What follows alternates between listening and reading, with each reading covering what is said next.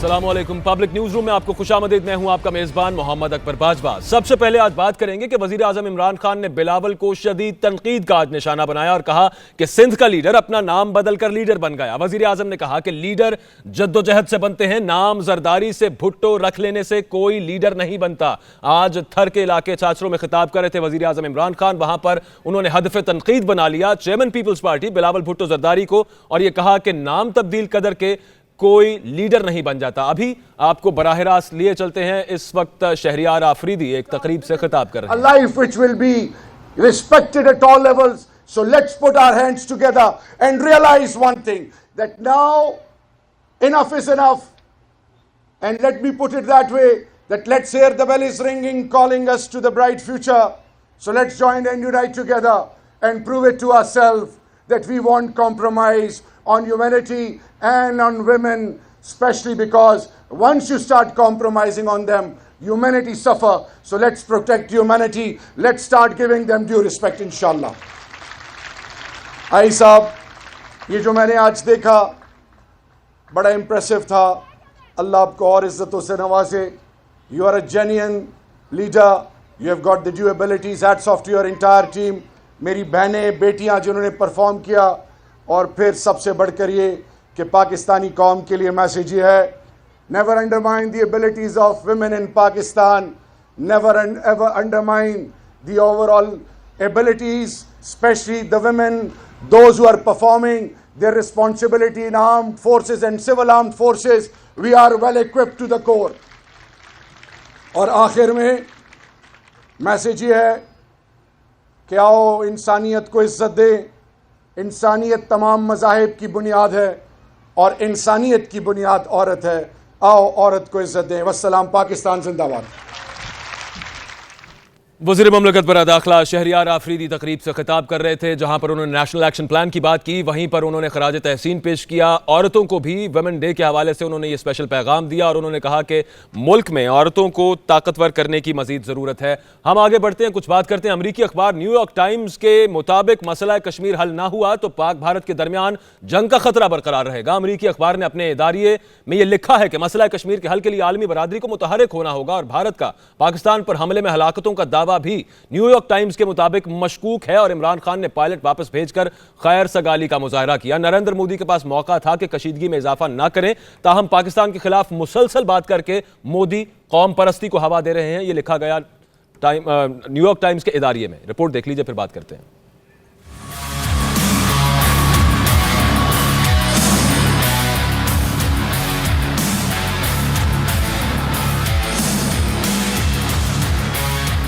New York times ने अपने इदारिये में पाकिस्तान और भारत के दरमियान मुमकिन जंग का खदशा जाहिर किया। इदारिये के मुताबिक आलमी दबाव के बगैर दोनों मुमालिक के दरमियान देर पा हल मुमकिन नहीं। पाकिस्तान और भारत खतरनाक सूरत हाल में दाखिल हो चुके हैं।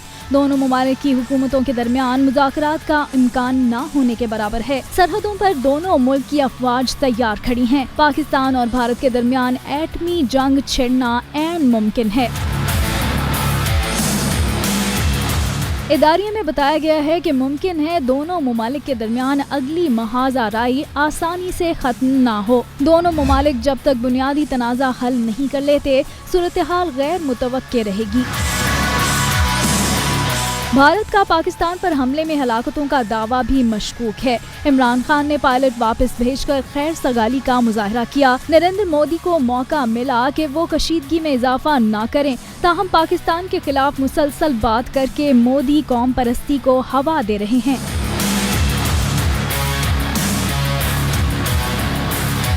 न्यूयॉर्क टाइम्स के इदारिये में मसला कश्मीर की अहमियत पर जोर देते हुए लिखा गया कि मसला कश्मीर हल किए बगैर खतरनाक सूरत हाल का सामना रहेगा। मसला कश्मीर का हल पाकिस्तान, भारत और कश्मीरी अवाम के दरमियान बातचीत से निकलना चाहिए। पाक भारत कशीदगी में खात्मे के लिए ट्रंप का बतौर सालिस किरदार नजर नहीं आता। ट्रंप इंतजामिया ने कशीदगी से मुतालिक बयान देने के अलावा कुछ नहीं किया। तिजारती मफादात पर ट्रंप ने अमरीका का झुकाव भारत की जानिब कर दिया। 1999, 2002 और 2008 में पाक भारत कशीदगी में कमी पर क्लिंटन, बुश और ओबामा ने अहम किरदार अदा किया था।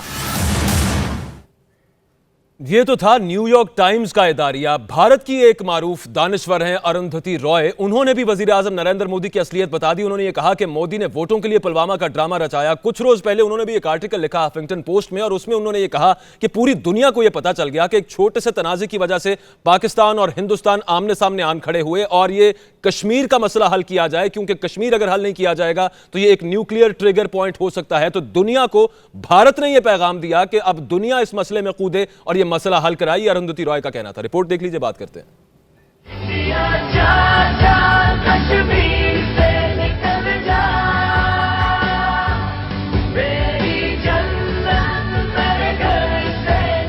अरुंधति रॉय कहती हैं कि भारत की माजी की हुकूमत हमेशा इस हवाले से कामयाब रही, क्योंकि उन्होंने कश्मीर को आलमी मसला नहीं बनने दिया। लेकिन मोदी की एक सरहदी कशीदगी ने कश्मीर को आलमी सतह पर उजागर कर दिया है, क्योंकि उनकी हिकमत अमली की वजह से दो जौहरी ताकतें आमने सामने आ गई। जंग के खतरा दोनों मुल्कों पर मंडलाने लगे। 1990 के बाद से अब तक 70,000 लोग मारे जा चुके हैं, हजारों लापता और लाखों माजूर हैं। बगौर जायजा लें तो मुजाहिद, फौजी, दहशतगर्द या जाबिर हुकूमत, हर तरफ मातम ही नजर आएगा। बदले का गुस्सा हर आंख में है, हर कंधे पर जनाजे का बोझ है।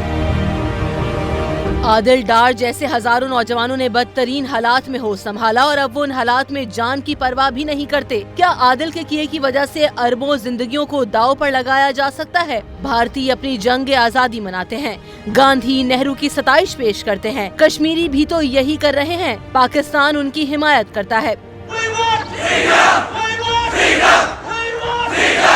भारत इस पेचीदा मसले को फिल्मी अंदाज में हल करने की कोशिश कर रहा है। मोदी ने इलेक्शन जीतने के लिए एक नई फिल्म बालाकोट के लिए स्क्रिप्ट दे दिया। दुनिया के सबसे ज्यादा मोहलिक मिलिट्री जोन में एक एटमी जंग छुपी थी, जो अब पूरी दुनिया ने देख ली है।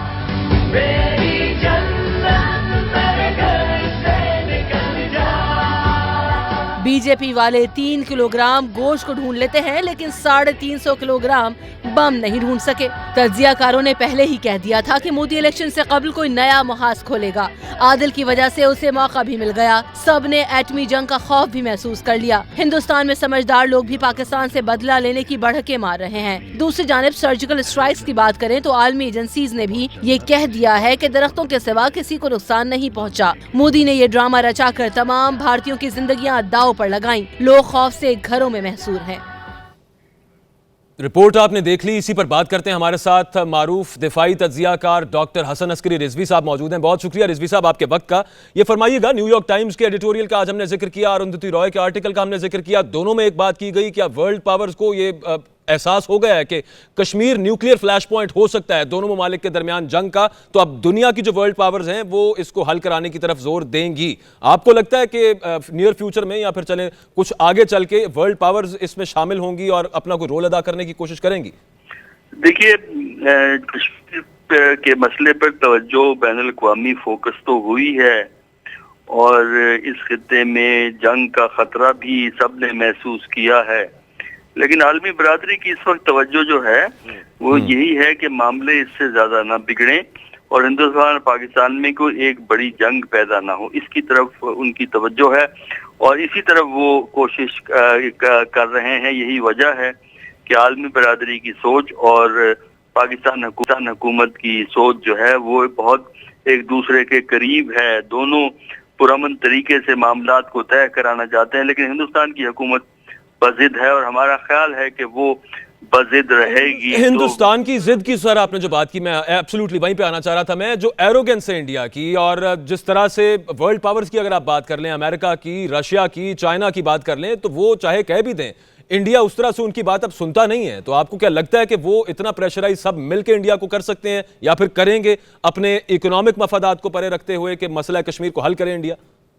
देखिए, जब आप मसला कश्मीर पे जाते हैं वो आप भूल जाइए, क्योंकि आलमी ताकतों में से कोई ही किसी का बयान नहीं आया कि मसला कश्मीर को हल करवाना चाहते। मैंने पहले भी आपसे कहा कि आलमी ताकतों का मुफाद इस वक्त ये है कि वो इस इलाके में अमन चाहते हैं, और इसके लिए एक सफारती दबाव हिंदुस्तान पर मौजूद है, पाकिस्तान पे भी है, लेकिन पाकिस्तान तो पहले से कह रहा है कि मामलात को अमन सुकून से तय किया जाए, और पाकिस्तान कश्मीर के मसले को है।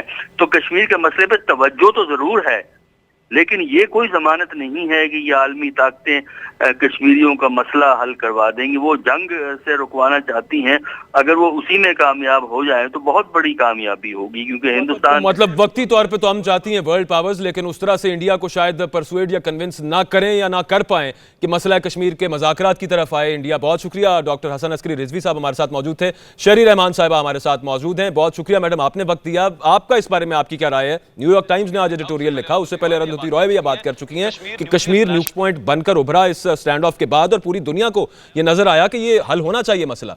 करेंगी कोई रोल अदा वर्ल्ड पावर्स इस मसले को हल कराने में? जी, वर्ल्ड पावर्स की तवज्जो तभी मबजूल होती है जब इस तरह का आपने जो स्टैंड ऑफ देखा जो भारत और पाकिस्तान के दरमियान इस हालिया दिनों में शुरू हुआ है। अभी मैं समझती हूँ खतरे से खाली नहीं है खित्ता। तो मेरा तो ये कहना था वाज़े काफी दिनों से कि मोदी सरकार जो अपने सारे करतूत जो है रियासती तशद्दुद बशमूल छुपाना चाहती थी, नस्ल कुशी कश्मीरियों की छुपाना चाहती थी सारी दुनिया से और आलम आलम से, उन्होंने पाकिस्तान पर ये जाहिरियत का जिस तरह मुजाहरा किया है तवातिर से, उससे उन्होंने वही किया जिस चीज से वो सबसे ज्यादा डरते थे, यानी वो कश्मीर के इशू को उन्होंने इंटरनेशनलाइज कर दिया। और मैंने परसों भी ट्विटर पे कहा था कि जो बिल क्लिंटन ने कहा, प्रेसिडेंट अमेरिका के प्रेसिडेंट साबिक बिल क्लिंटन ने कहा था कि Kashmir is the most dangerous case of the world, it is a nuclear flash point between two nuclear powers. तो उन्होंने इस बात फिर सेंटर स्टेज लाया और अब दूसरी जाहिर है सारी दुनिया का मसला बन गया। अगर खुदा ना खास्ता कोई तनाजा उठता है और अस्करी बढ़ाव होता है, एक एस्पिरेशन होती है, एक एस्पिरेटरी स्पाइरल जिसे कहते हैं, तो दोनों ममालिक के दरमियान, तो जाहिर है कि एक पूरी दुनिया इसकी लपेट में आ जाएगी ना, क्योंकि एक बॉर्डर को सेपरेट करता है पूरी एशिया, पूरी दुनिया इसकी लपेट में आएगा अगर खुदा ना खास्ता। और टैक्टिकल वेपन सबको पता है दोनों के पास है, 100 भी इस्तेमाल जितनी बड़ी इस दफा इंडिजिनस मूवमेंट मैडम कश्मीर में चली है, अब इसको दबाना मुमकिन होता अगर थ्रू पावर, तो अब तक दबा चुकी होती इंडियन गवर्नमेंट, स्टेट इंडियन, लेकिन अब तक वो दबा नहीं सके। तो इसका मतलब है कि ये तो आगे मामला चलेगा। आगे खुदा ना खास्ता कोई वहां पर इस तरह का मामला हो गया कि जो जिस तरह से वो उनको इतना दीवार के साथ लगा दिया कश्मीर कि वो इस कदर जुल्म पर उतर आए हैं, अगर दोबारा हो गया तो फिर इंडिया पाकिस्तान की एस्केलेशन हो जाएगी। राबता मुनक़ता हो गया गालिबन हमारा शहरी रहमान साहिबा से, दोबारा उनसे बात करेंगे। फिलहाल हम बात यही कर रहे हैं कि आज जो न्यूयॉर्क टाइम्स ने इदारिया लिखा, उन्होंने भी यही बात की कि पाकिस्तान और भारत को अब मज़ाकरात के थ्रू मसला कश्मीर हल करना होगा और दुनिया की जो पावर्स हैं उन्हें जोर देना होगा कि ये दोनों ममालिक न्यूक्लियर वॉर के दहाने पर कहीं ना चले जाएं, क्योंकि अगर ये दोनों ममालिक न्यूक्लियर वॉर के दहाने पर गए तो ना सिर्फ कम अज कम 2.25 अरब लोगों का नुकसान होगा जो इस खित्ते में बसते हैं, बल्कि उसके अलावा हम दुनिया ये अफोर्ड नहीं कर सकती कि पाकिस्तान और इंडिया एक न्यूक्लियर जंग की तरफ चले जाएं। अरुंधति रॉय साहिबा जो एक मारूफ दानिश्वर है इंडिया की, इंडिया में भी कुछ ऐसी आवाजें हैं जो अकल की, फहम की, फरासत की बात करती हैं, उन्होंने भी यही बात की कि पूरी दुनिया में इंटरनेशनलाइज करा दिया इस स्टैंड ऑफ ने ये कश्मीर का मसला, और अब वर्ल्ड पावर्स को कुछ करना होगा इस मामले के बारे में। शहरी रहमान साहब एक मरतबा फिर हमारे साथ लाइन पर मौजूद हैं। बात मैं ये कर रहा था मैडम कि जिस तरह से जितनी बड़ी इंडिजिनस मूवमेंट कश्मीरियों की इस दफा चली है, वो अगर फोर्स के थ्रू कुचली जा सकती तो कुचल दी जाती है अब तक, लेकिन अब खदशा ये भी रहता है कि आगे कोई इस तरह का अटैक हो गया, फिर ऐसे किसी कश्मीरी ने कोई अटैक कर दिया वहां पर जो जितना दीवार से लगाया हुआ है भारत ने कश्मीरियों को, तो फिर दोबारा पाकिस्तान और इंडिया स्टैंड ऑफ पे आ जाएंगे। वाज़ेह तौर पे कहूंगी कि काफी सालों से एक नस्ल कुशी की एक रीत चल चुकी है, और अब तो लखनऊ में भी सुना, दूसरे इलाकों में भी वहाँ कश्मीरियों को शदीद तशद्दुद और तशवीशनाक किस्म के हमलों का निशाना बनाया जा रहा है। तो ये तो एक छोटी बात नहीं है। हमारे भी अपने दूसरे कैदी अब मारे गए हैं हिंदुस्तान की जेल में। मैं 3 दिन से कह रही हूँ कि ये जिस हालत में हमारी मैयतें भेज रहे हैं वहाँ के जेलों से, तो ये भी रियासती तशद्दुद है। और हुकूमत क्यों चुप का रोजा रखे हुए, कुछ बोले इस पर, स्टेटमेंट दे के दुनिया को बताया कि किस टॉर्चर और तशद्दुद का निशाना लिंचिंग करके हमारे एक कैदी को भेजा है 16 साल के बाद, शाकिरुल्लाह, आपको पता होगा। और हम अपनी बात ही नहीं करते हैं आर्मी फोरम्स पर, हम चुप बैठे हैं इस वक्त। मैं समझती हूँ कि आप ये समझती हैं कि इस वक्त पाकिस्तान गवर्नमेंट को मजीद एग्रेसिव स्टांस अपनाना होगा, इससे भी ज्यादा, लेकिन वो तो ये कहते हैं कि हमारी इसको कमजोरी ना समझा जाए, तो हम के लिए हम सिर्फ इस तरह के ओवरचेस दे रहे हैं। हेलो जी मैडम, क्या कह रहे हैं? सॉरी। मैं आपसे ये पूछ रहा था, आपकी राय में आप ये समझती हैं कि गवर्नमेंट को मजीद एग्रेसिव स्टैंड अपनाना चाहिए क्या इंडिया के साथ? लेकिन गवर्नमेंट ये कहती है कि अमन के लिए कर रहे हैं हम ये बात नहीं है। मैं समझती हूँ उसका कोई अस्करी हल नहीं है, तो अस्करी स्टैंड नहीं, लेकिन डिप्लोमेटिकली आपको अपने शहरियों के बारे में यूनाइटेड नेशन में बताना चाहिए कि हिंदुस्तान किस किस्म के मजालिम कर रहा है, और ये सारी दुनिया के कवानीन और रवाबित के खिलाफ बात है। तो इन बातों को आप एटलीस्ट अक़वाम मुत्तहिदा तक तो पहुंचाएं, कोई स्टेटमेंट तो दें, कोई इस पर एहतजाज तो करें। मैं नहीं कह रही कि अस्करी हल कोई होना चाहिए या हमें कोई एस्केलेट करना चाहिए, हम तो अमन की मुस्तकिल पेशकश किए जा रहे हैं, लेकिन इसका ये मतलब नहीं है कि आप हमको रोनते रहें इस तरह। अच्छा शहरी रहमान साहब, एक आखिरी चीज ये कि वहां पे कम से कम 21 ऑपोजिशन पार्टीज हैं जो इस वक्त मुखालफत कर रही हैं नरेंद्र मोदी की इस पॉलिसी की, लेकिन अगर फर्ज हम ये कर लेते हैं इलेक्शंस के बाद कांग्रेस आ जाती है बरसरे इख्तिदार, उनकी कोई पॉलिसी कश्मीर को लेकर चेंज होती है आपको नजर आ रही है, स्टेट पॉलिसी इंडिया की, या फिर ये अभी वो भी सिर्फ इलेक्शन के लिए कर रहे हैं?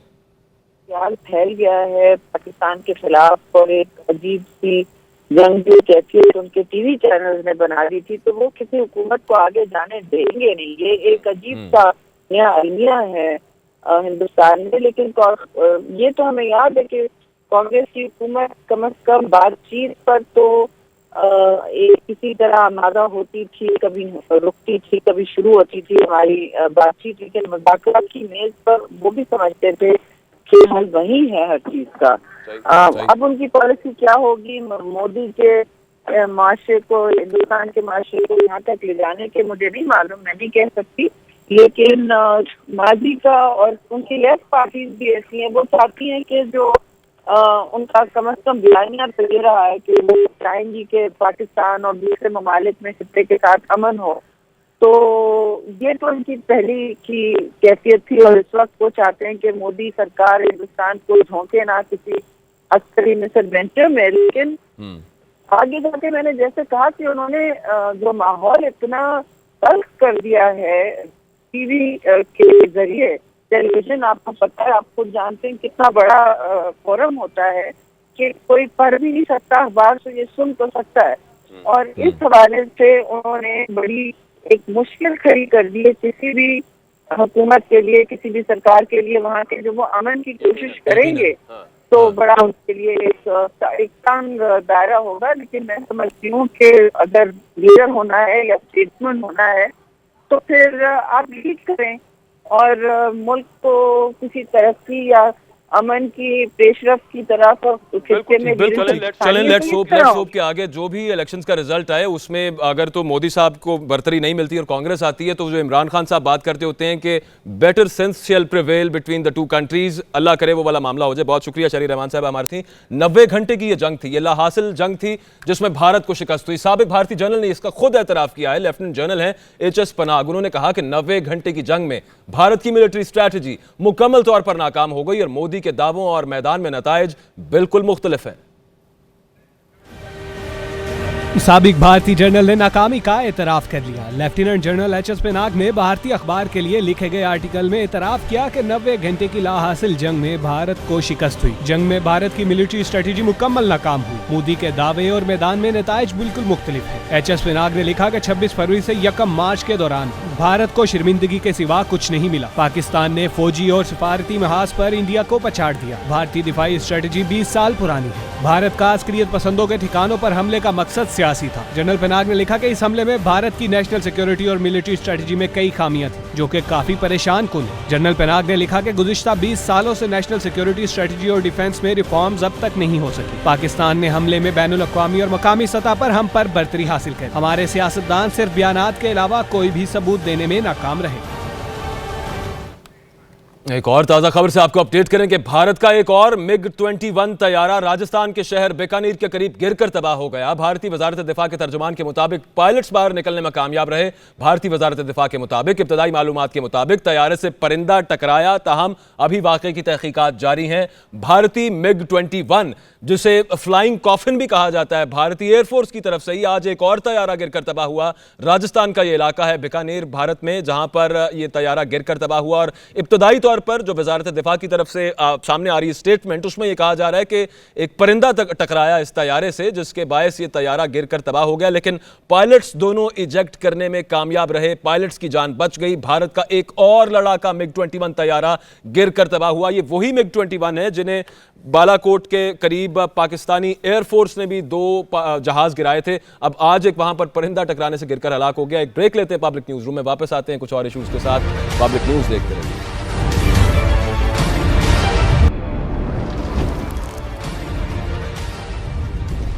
Welcome back after the break. एक अहम खबर यहां पे शामिल करते हैं। आपको इल्म है कि वजीर आजम इमरान खान तकरीबन हर माह लाहौर का दौरा करते हैं। कुछ रोज कबल भी तशरीफ लाए थे, लेकिन इस बार इस दौरे से ब्यूरोक्रेसी और सियासी क़यादत दोनों में बेचैनी के आसार नजर आ रहे हैं। वजीर आजम लाहौर में काबीना इजलास की सदारत करेंगे और वज़रा की कारकर्दगी का जायजा लिया जाएगा।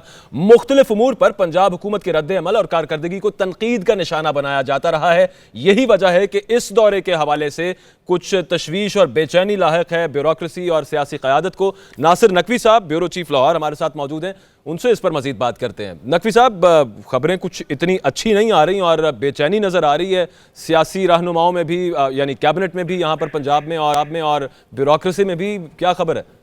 देखिए, सियासी सूरत हाल जो है वो कभी भी एक जैसी नहीं रहती, और तो बहुत अच्छे मौके हों तब अच्छा होता है, वरना सब अच्छा कभी भी नहीं होता। उसमें रद्दोबदल भी होती है और कारकर्दगी भी देखी जाती है वज़रा की। इस वक्त जो वज़ीर आज़म का एक दिन पहले लाहौर आना है, उसका मकसद भी यही है कि आज रात को ही इन चीज़ों का जो है वो अंदाज़ा लगा लिया जाएगा। और वज़ीर आज़म जो है तकरीबन 7:30 बजे करीब लाहौर पहुंचेंगे। उसके बाद उनकी गवर्नर पंजाब और वज़ीर आला पंजाब से 1 to 1 अलग अलग मुलाकातें हैं। इसके अलावा भी उन्होंने जो एक सिस्टम बनाया है अपनी मुलाकातों का, उसमें यह है कि 4-4, 5-5 वज़रा से अलग अलग मुलाकातें करेंगे मुख्तलिफ ग्रुपों में। मकसद वज़रा की कारकर्दगी का जायजा लेना है, क्योंकि अगर आपको याद होगा तो जब भी वज़ीर आज़म लाहौर आए हैं तो उन्होंने पंजाब काबीना की सदारत भी की है और उनको कारकर्दगी का जायजा लेकर उनको कुछ चीज़ों की तंबीह की है, कुछ चीज़ों को समझाया है।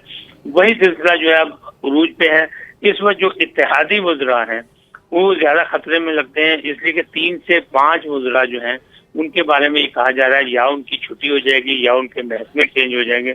लेकिन मैं खुद ये समझता हूँ नकवी साहब, इत्तेहादी वज़रा खतरे में होंगे तो फिर तो इत्तेहाद भी खतरे में होगा, और इत्तेहाद खतरे में होगा तो फिर पंजाब में हुकूमत खतरे में हो जाएगी। लगा था कि मैं ये समझता हूँ कि इत्तेहादी वज़रा इतने खतरे में नहीं होंगे, इसलिए कि इत्तेहाद की पंजाब हुकूमत में बड़ी अशद जरूरत है। और जो हुकूमत चल रही है पंजाब हुकूमत, वो इत्तेहादियों के सर पे है। इसलिए जो तहरीक इंसाफ के अपने वज़रा हैं उनको भी सोचना पड़ेगा कि उनकी भी बारी आ सकती है, और चांसेस यही है जरा ये फरमाइएगा 3 से 5 अफराद की जो है ना उन पे ये जो कलमदान चेंज हो सकते हैं, तनकीद का निशाना बनेंगे। कारकर्दगी का जायजा लेने के बाद उन पर हो सकता है।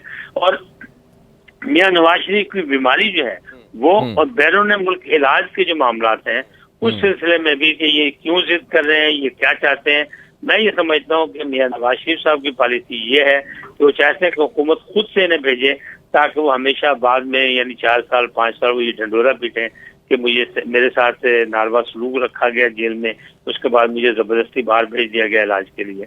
और जबकि हुकूमत की हिकमत अमली ये है कि वो नवाज शरीफ साहब खुद कहें या मुस्लिम लीग नून के जो है रहनुमा वो कहें कि इनको बाहर भेजा जाए। सही। अच्छा, ये बताइएगा कि खासतौर पे जब से फयाजुल हसन चौहान साहब से कलमदान वापस लिया गया उसके बाद से ये कहा जा रहा है कि बेचैनी बढ़ गई है और तशवीश लाक है, खासतौर पर उन वज़रा को जिनके महकमों में परफॉर्मेंस का कुछ फुकदान नजर आ रहा है। तो किसी बड़े फैसले की तवक्को की जा सकती है इमरान खान साहब के इस विजिट में? बहुत से वज़रा ऐसे हैं जो इन्हें माशाल्लाह उन्होंने ये 7 माह 8 माह के दौरान जो है किसी से ना अपने महकमे के तमाम लोगों से मिलना पसंद किया, ना उन लोगों ने मीडिया से कोई में आके अपनी कोई कारकर्दगी बयान की कि हम क्या कर रहे हैं। वो अभी तक जो है वो उसी हनीमून पीरियड में चल रहे हैं, जबकि हुकूमतें इस अंदाज में नहीं चलती। इमरान खान साहब कुछ मामलात में बड़े सख्त हैं, उनके अपने उसूल हैं और उनको कोई जिसे कहते हैं ना सियासी पट्टी नहीं पड़ा सकता। वो जिस अंदाज में सोचते हैं उस अंदाज में वो कर गुजरते हैं। नए मंसूबों की भी बात हो रही है कि पंजाब में नए मंसूबे। अब देखना ये है कि अगर लोग तो यहाँ तक कह रहे हैं कि अगर आज के और कल के जो दौरे में वजीर आजम ने उस्मान बुज़दार की तारीफ ना की। अच्छा, एक लास्ट चीज नकवी साहब, एक लास्ट चीज छोटी सी सिर्फ ये बताइएगा कि वज़रा हैं और कई महकमे हैं, उनकी कारकर्दगी से उनकी परफॉर्मेंस से अगर खुश नहीं है इमरान खान साहब, तो उनके ऊपर जो चीफ, उनके जो कैप्टन बैठे हुए हैं वहाँ पे, उस्मान बुज़दार साहब, वसीम अकरम प्लस जो हैं, वो कितने सेफ हैं? ये अर्ज कर रहा था कि अफवाह यही है, अफवाह को खबर होने में कुछ देर नहीं लगती सियासी मैदान में खास तौर पे। तो यही लोग अंदाजा लगा रहे हैं कि अगर इस दौरे में वजीर आजम ने उस्मान बिजदार अपने वसीम को की तारीफ दोबारा ना की, इसका मतलब आप ये समझ लें कि उन पर भी निशानी लगी हुई है। सही, क्योंकि ये टीम उन्हीं की है, हकीकत तो यही है। फयाजुल हसन चौहान जो हैं वो मैं ये समझता हूँ कि वक्ती तौर पे तो उनको काबीना से निकाल दिया गया, लेकिन जिस अंदाज में ब्रीफली एक आखिरी छोटी सी बात, सिर्फ ब्रेक पर जाना नकवी साहब, ये फरमा दीजिएगा कि जितनी दफा वो तारीफ कर चुके हैं और जैसे आपने खुद कहा कि इस दफा भी आके अगर उन्होंने उनको बकअप या तारीफ ना कर दी इमरान खान साहब ने उस्मान बुज़दार साहब की, तो चलें निकाल दें उन्हें, या फिर अगर ये रूमर जो है ये हकीकत में बदल भी जाती है, वे आउट क्या होगा? इतनी दफा तारीफ कर चुके हैं उनकी, तो अब किस तरह ये फैसला लिया जाएगा अगर लिया जाएगा? कारकर्दगी की बेहतरी से ही होगा, उसके बगैर नहीं होगा। और यहाँ पे एक ये भी अफवाह गर्म है कि नईमुल हक ग्रुप जो है वजीर आजम के मशीर का, वो इस वक्त ज्यादा मजबूत होता जा रहा है और उनके हल्का अहबाब में जो लोग हैं उनको जो है वो आगे लाने की कोशिश की जा रही है, वफाक में भी और सूबे में भी। बहुत शुक्रिया नासिर नकवी साहब हमारे मौजूद थे। और वज़ीर आज़म इमरान खान का जो दौरा है अब लाहौर का, वो इंतहाई अहमियत का हामिल होगा। एक ब्रेक लेते हैं पब्लिक न्यूज़ रूम में, वापस आते हैं कुछ और इशूज़ के साथ। पब्लिक न्यूज़ देखते रहिए।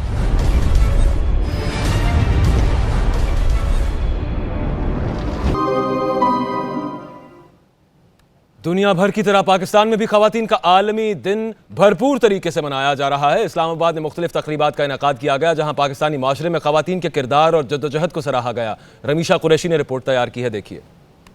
बरतानवी हाई कमीशन और media training and research centre के ज़ेरे एहतमाम मल्टीमीडिया ट्रेनिंग का एहतमाम किया गया, जहां रिमोट और पसमानदा इलाकों से ताल्लुक रखने वाली खवातीन को सीखने और इंटरेक्शन का मौका दिया गया। ट्रेनिंग में मुख्तलिफ इलाकों और शोबों से ताल्लुक रखने वाली खवातीन ने अपने तजुर्बात शेयर किए। कोयटा से आई आबिदा बलोच का कहना था कि बलोचिस्तान में खवातीन का सहाफत के शोबे को अपनाना मायूब समझा जाता है। मुल्तान से ताल्लुक रखने वाली जर्नलिस्ट लाइबा का कहना है कि खवातीन किसी भी शोबे में अपना लोहा मनवा सकती हैं, बस लगन और हौसला होना चाहिए। बलूचिस्तान को हमेशा यही कहा जाता है कि पसमानदा सूबा है और वहाँ पर जो है ऐसा कुछ नहीं है। वहाँ पर हमारे जो फीमेल रिपोर्टर्स हैं उनकी तादाद भी इतनी ज़्यादा नहीं है, और फिर मेल्स के साथ उठना बैठना और ख़ासकर जब फील्ड में हम निकलते हैं तो काफ़ी मुश्किलात का भी सामना करना पड़ता है। हमने अपनी स्पेस खुद क्रिएट करनी है, हमने ये सोचना है हमारे लिए क्या बेहतर है, और हमें अपने राइट्स के लिए खुद जदोजहद करनी है, खुद बोलना है। आप सारे अपने आप को एक दूसरे का हाथ पकड़ के खवातीन एक दूसरे को मजबूत करेंगी तो फिर कभी भी ऐसा नहीं हो सकता कि आपको कोई कमजोर कर सके। ट्रेनिंग में खवातीन सहाफियों को मल्टीमीडिया टूल्स से आशना कराया गया, जिन्हें इस्तेमाल करके वो घर बैठे भी अपनी सलाहियतों का इस्तेमाल मुमकिन बना सकेंगी। ट्रेनर्स का कहना था कि खवातीन को इल्म और हुनर से बेहतर तोहफा नहीं दिया जा सकता। कैमरामैन असद शेख के साथ रमीशा कुरैशी, पब्लिक न्यूज़, इस्लामाबाद। और ख़वातीन के आलमी दिन पर लाहौर के निजी स्कूल में भी तकरीब का इनेकाद किया गया। सूबाई वजीर बराए बहबूद ख़वातीन आशफा रियाज और जस्टिस नासिरा ने इसमें शिरकत की। सिदरा गयास ने इस पर रिपोर्ट तैयार की है, आपको दिखाते हैं।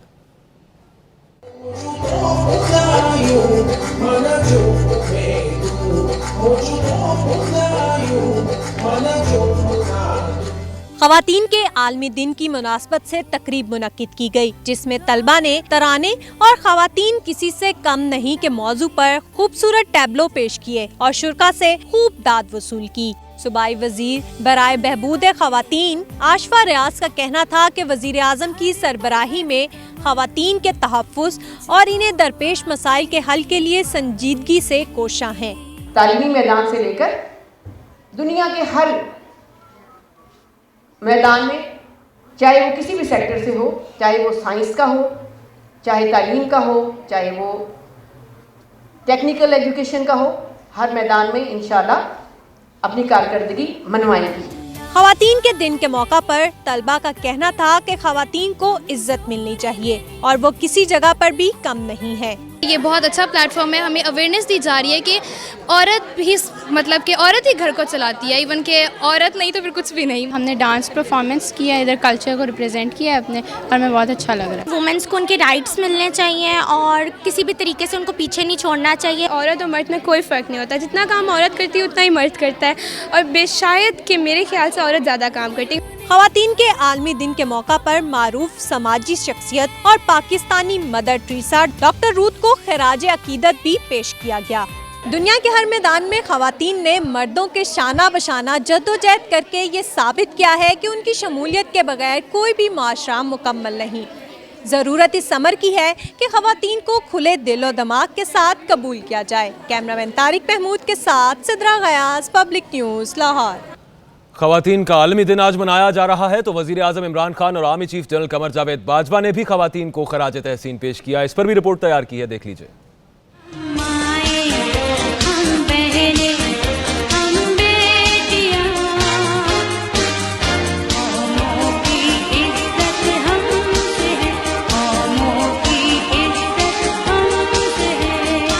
वज़ीर आज़म इमरान खान और army chief general Qamar Javed Bajwa ने यौम नस्वां पर अपने पैगामात में खवातीन को खिराज तहसीन पेश करते हुए उनके किरदार को सराहा।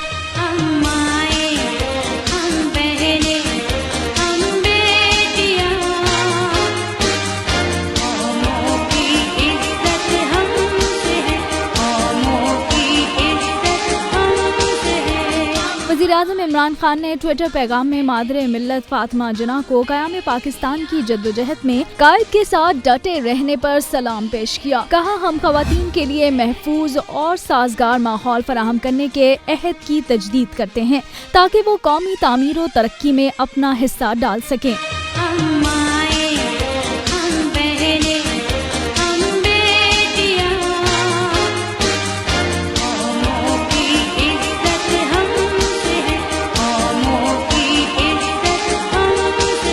पाक फौज के सरबराह जनरल कमर जावेद बाजवा ने अपने पैगाम में कहा कि खवातीन वर्दी में हों या घर पर, उनकी खिदमात गिरां कदर हैं। बिलखुसूस शोहदा के अहले खाना की कुर्बानियाँ बिलाशुबा अजीम हैं।